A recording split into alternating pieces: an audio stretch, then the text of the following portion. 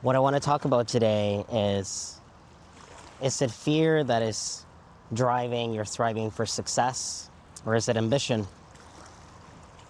I think there's a lot of people, a lot of us who are overachievers. We work the 12, 14, 16-hour days, maybe 6, 7 days a week. We're working on side projects. We are really married to this idea of being successful. We're really married to this idea of making it, whatever that means for us. But you really have to question yourself. And sometimes this takes a little bit of work. Are you truly ambitious? Are you truly ambitious because you really want those things? Or are you afraid? Are you afraid of being a failure? Are you afraid of not getting the promotion? Are you afraid of disappointing your parents? Are you afraid of not being able to take care of your kids or your future kids? Are you afraid of not being able to have and support a family in the future? Are you afraid of not being able to have the life that you want to have? And it is really important that you explore what is driving you. Because I will tell you that if it is fear that is driving you, you will never reach your goals. But you don't want to do what I did and spend 15 years or more in this chronic state of convincing yourself that you're hardworking and that you're an overachiever, when in reality, you're just extremely afraid. And even if you do reach some material goals, you're never going to have peace. Because let's say that you achieve the goal of having your home, then you're going to be afraid, can I take care of my mortgage? And even if you have your first home, you're going to be afraid over the mortgage. You're going to be afraid of, one day, am I not going to be able to make my payments? Even if you have a family and things are going okay, then you're going to be afraid of, am I going to be able to cover their college costs? Are they going to be able to thrive through inflation? Are they going to be able to achieve their goals? And even if you reach some of your material goals, you're never going to be happy. Because when you let fear be the driver of your life, it will always be in control. The fear just never stops. And even if you get that promotion, you're still going to be finding something to be afraid of, because something that is really powerful about fear is that fear will always find new reasons. Because the really powerful thing about fear is that fear will always find reasons to be in control. Fear is an extremely powerful driver and emotion, but it is one that will never let you enjoy your life. What drove me personally was fear. You're always going to be afraid of something new, or perhaps you're going to start investing and then you're going to be afraid, are my investment's going to go well? What if the market crashes? What if there's a next 2008 and economic recession?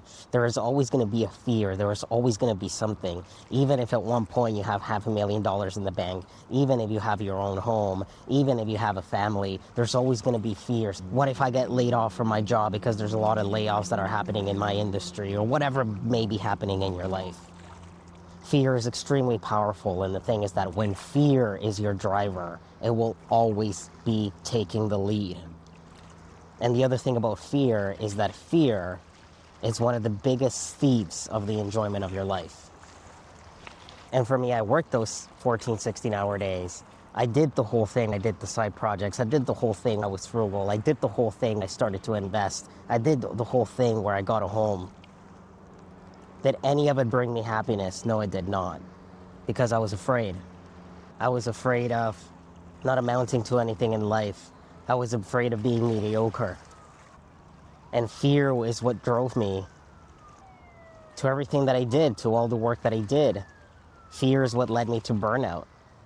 And the thing is that it doesn't matter that I saved a certain amount of money. It doesn't matter that I got the promotion. It doesn't matter that I moved up in my career.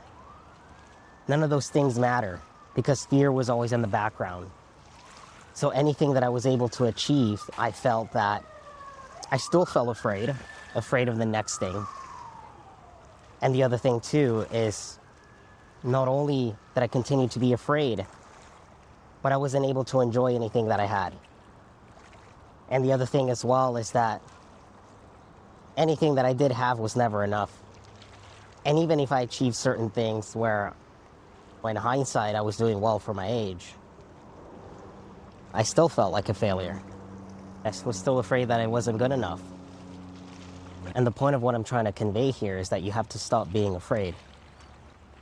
And sometimes maybe this is going to take some therapy. Maybe this is going to take some serious self-reflection, some serious journaling. It's going to be different for everybody. But if you don't figure this out early, you're going to find yourself in a trap like I was. You're going to find yourself year after year after year, potentially decade after decade. And then you're going to get burnt out. And then not only are you not going to feel happy, but you're going to feel burnt out. And then you're going to potentially start to feel resentful. Resentful towards your work, resentful potentially towards your family if you're working really, really hard for them. And you feel like you haven't reached your inner peace of feeling secure and having achieved whatever success you wanted to achieve. And one of the first things that you have to do is you have to let go. First, you have to let go of the attachment to the outcome. Because if what's driving you is fear, then you are letting things in the future determine your happiness in the future. And if you're attaching your happiness to things in the future, you're never going to be happy. That is one of the big lessons in life that you're going to find cross-culturally, across different teachings and different faiths.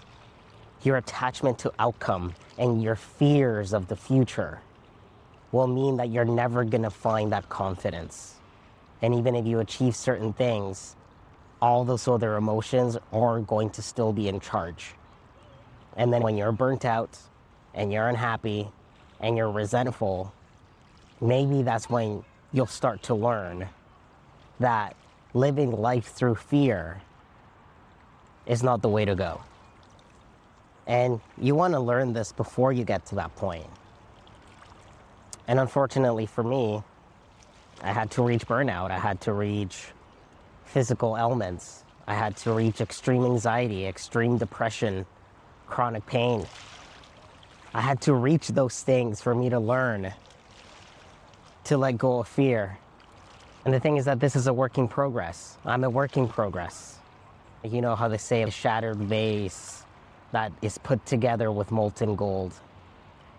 You're a little bit broken, but you can still be beautiful in the end. And currently I'm a little bit broken and I'm building that base. So whether it's through journaling or therapy, or even watching videos like this and really sitting with yourself and thinking, is fear my driver of my supposed ambition? Is fear my driver of my overachievement?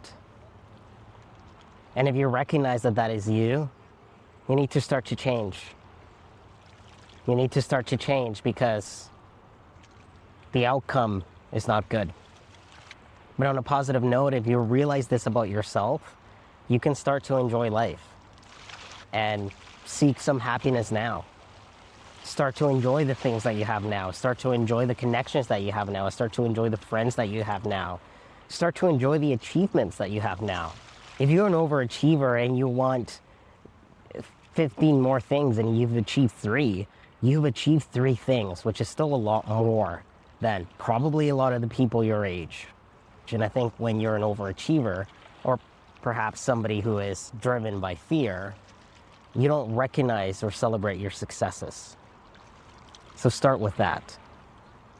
Enjoy today and enjoy what you've achieved. Letting go of fear is a process. In any case, I hope you're well. Enjoy the process. It's a beautiful day. Enjoy the sun. Or if it's rainy where you are, enjoy what you have now. And I'll see you in the next one. Bye-bye.